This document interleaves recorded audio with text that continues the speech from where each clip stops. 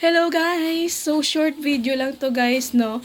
Nagulat kasi ako, magbabayad dapat ako ng TikTok Pay Later ko. Nagulat ako meron nakalagay sa baba na cash loan. Sabi ko, may pa cash loan na sila. Pagpindot ko guys, so ayun, maglalagin ka lang ng konting information. Actually, parang review na lang din sa information kasi, di ba pag nag-apply ka naman ng TikTok Pay Later is hinihingi na rin naman yung mga ID mo, mga information mo, ganon.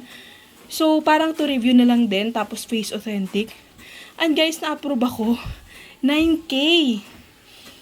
Sabi ko, wow, ang galing. Tapos trinay ko lang pindutin yung withdraw para lang i-check yung interest niya.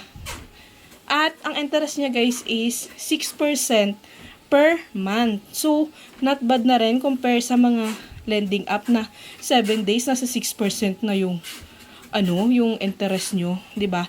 Pero, pwede ka naman mamili doon hanggang 12 months. Pero syempre nga, yun nga, tulad ng sabi ko, per month yung interest nila. So, napareview lang ako bigla. At kita nyo naman, nagti-treadmill pa ako.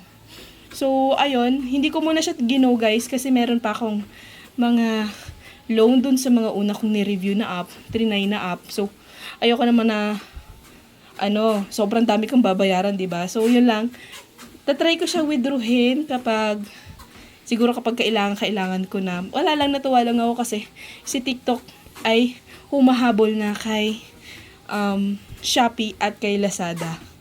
So, ayun lang guys. Hindi ko alam kung lahat to is na anuhan na ni TikTok. Lahat ng mga TikTok user, I don't know yet.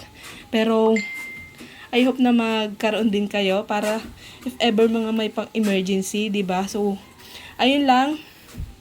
Naparibig ako bigla. Bye!